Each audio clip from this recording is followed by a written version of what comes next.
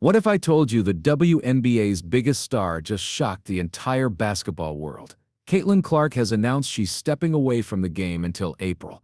That's over 200 days, 200 without the face of women's basketball touching the court. And fans, they're spiraling. Even Ryan Ruocco confirmed it. No overseas games, no offseason grind, no quick return, just silence until spring. But trust me, it gets even messier. Because in her last game, Caitlin was literally slammed to the floor, a full-on tackle. And somehow, no foul. Nothing. Fans are furious, asking the same question we've all been asking: how is that not a foul? And then they answer it themselves. Oh wait, it's because it was Caitlin Clark. The double standard couldn't be louder. But here's where things twist even further. After the game, Alyssa Thomas didn't talk about the win. Nope, instead she called out Fever fans, saying she's tired of the slurs and disrespect. And yet remember when Angel Reese tackled Caitlin earlier this season? Crickets, not a word. Silent then, loud now. Funny how things change when Clark's name is attached. So now we're staring at the big question: is Caitlin Clark's decision to step away a career-defining move? By skipping overseas ball and 3-on-3 tournaments, she's making a statement. She's protecting her body, her mind, and her future legacy. And now, the Fever, the league, and the fans are about to find out just how different the WNBA feels, without its brightest star lighting up the court for more than 200 days. But here's the cliffhanger. What does this mean for the WNBA's future? For viewership, for women's sports as a whole? Caitlin Clark just hit pause on her grind. And while some are shocked, maybe, just maybe, it's the smartest play of her career. Think about this for a second. Caitlin Clark just went through the kind of grind most NBA players would struggle with. 81 games, in just 324 days, nearly 3,000 minutes logged. That's not just tough, that's unreal. Now rewind to her final game of the season. And this wasn't just any game, this was a playoff war against the Connecticut Sun, a powerhouse team built to break underdogs. On paper, Indiana didn't stand a chance. But Caitlin, she showed up like a superstar with a point to prove. Under the brightest lights, she dropped 25 points and dished out 9 assists, single-handedly keeping the Fever alive when everyone thought they were done. And here's the wild part: the box score barely scratches the surface. If you actually watched that game, you know Caitlin should have had way more assists. She was throwing absolute dimes, setting up her teammates for wide-open layups, and they just kept blowing them. Fans were screaming at their screens like, how many perfect passes does she have to throw before someone finishes? That night wasn't just about her scoring. It was about her insane court vision. She was out there making everyone's job easier, creating opportunities that Indiana just couldn't cash in. Still, despite the missed chances, Caitlin carried herself like a veteran. She attacked the rim, pulled up from deep, and refused to let the pressure swallow her whole. From the opening tip,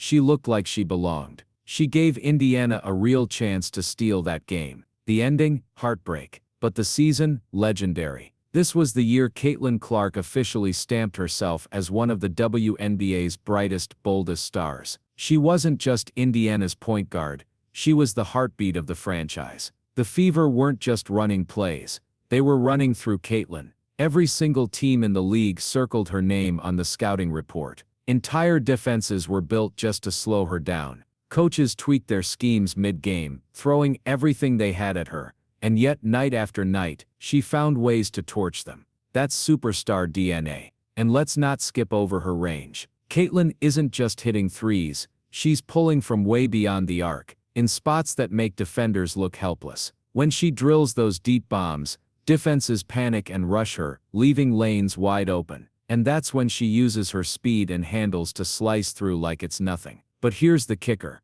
She's not just a scorer, she's one of the slickest playmakers in the league, throwing passes that only a handful of players in the world could even see, let alone deliver. That balance, deadly shooting, and elite vision is what sets Caitlin apart. She's not just another bucket getter, she's the total package. And that's why the entire league is watching her every single move. Because while plenty of players are chasing points, Caitlin Clark is building something bigger. She's changing the way the game is played. Those 9 assists in Caitlin's final game, they weren't just numbers, they were proof. Proof that she was elevating everyone around her. And honestly, if her teammates had actually cashed in on those wide-open looks she served them on a silver platter, that stat line would have hit double digits easy. But stats only tell part of the story. Here's where Caitlin separated herself this season: leadership. She's still young, but night after night, she became the one her teammates leaned on when the moment got heavy. Big shot in the final minutes,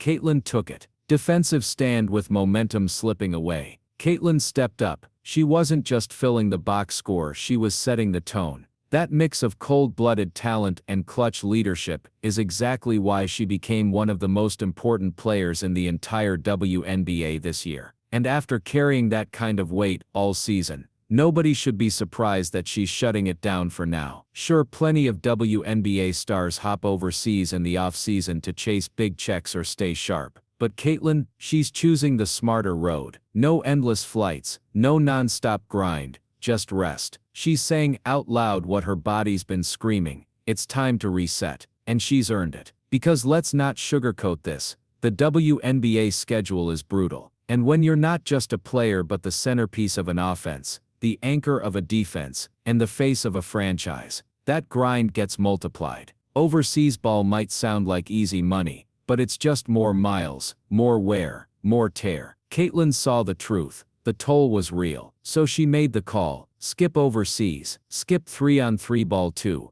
even though it's flashy, fast, and exploding in popularity. Why? Because that format demands constant high-octane energy on both ends. And Caitlin knew what her body really needed wasn't another grind. It was an actual reset. Not fun basketball, not half-speed competition, real rest. The kind of break that lets her come back scarier than ever. That's not just smart, that's maturity beyond her years. Most young stars feel pressured to play year-round, to prove themselves, to keep their name hot. Caitlin's different. She's playing the long game. She knows protecting her body now means she can dominate later. But here's the flip side. Part of what fueled Caitlin's decision was something every fan saw and hated: the whistle, or better yet, the lack of one. Night after night, Caitlin drove hard to the rim, got hacked, shoved on the perimeter, sent crashing to the floor, and nothing. Silence. No call. Fans were stunned. How does the league's biggest star not get the same respect as everyone else? And Caitlin felt it too. She expected the whistle to be fair. She expected the same treatment other stars get. Instead, she stared down referees who swallowed the whistle while she picked herself up off the hardwood.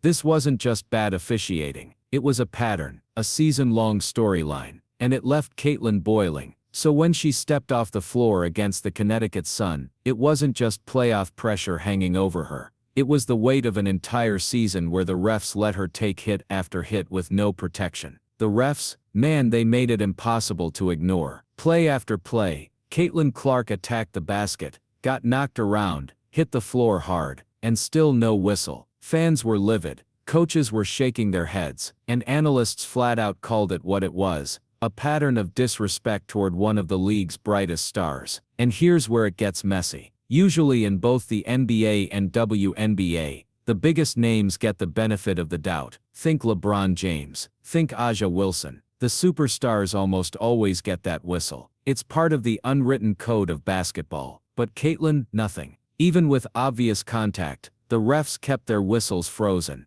And fans started asking out loud, does the WNBA have a real problem with how it's officiating its biggest rookie star? And just when you thought the drama was contained to the court, it spilled into the stands. Midway through that same game, a fan wouldn't stop heckling Caitlin, trying to rattle her with cheap shots from the seats. At first she locked in and blocked it out, but eventually, she'd had enough. In a LeBron-style moment, Caitlin turned, pointed the fan out, and security escorted them right out of the building. That wasn't just her fighting defenders and referees, it was her commanding respect, no matter where the noise came from. It was one of those rare cracks in Caitlin's armor, the frustration boiling over, the composure slipping just enough for everyone to see. And now, with her officially out of the playoffs, the entire WNBA postseason feels different. The balance of power shifted in an instant, and you know who's breathing a little easier? Angel Reese. That Clark-Reese rivalry fueled headlines,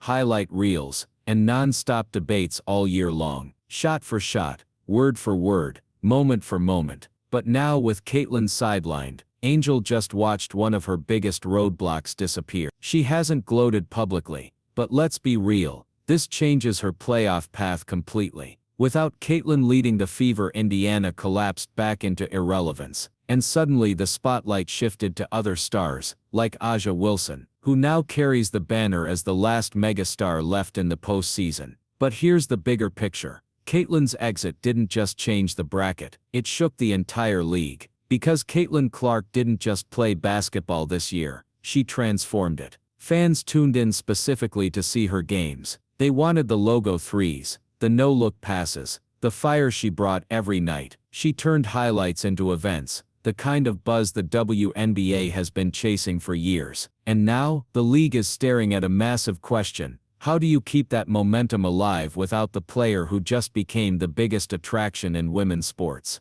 The truth is simple. Caitlyn wasn't just another rookie, she became the storyline. Every ticket sold, every trending clip, every spike in merch sales had her fingerprints on it. And now with her gone for 200+ days, the league is scrambling. Can Angel Reese keep fans invested? Can A'ja Wilson carry enough of the load? Or will viewership dip until Clark returns in April? These aren't just basketball questions, they're business questions. Networks cleared primetime slots for her. Sponsors signed up banking on her star power. And now, they're staring at months without her on the court. For the first time in years, women's basketball had a cultural moment, and it revolved around one player. That's why Caitlyn's decision to step away isn't just about health, it's about power. She just reminded the entire league that when she steps off the court, the WNBA feels it everywhere. But here's the thing, this isn't the end, this is the reload before the storm. Because if there's one thing everyone knows about Caitlyn Clark,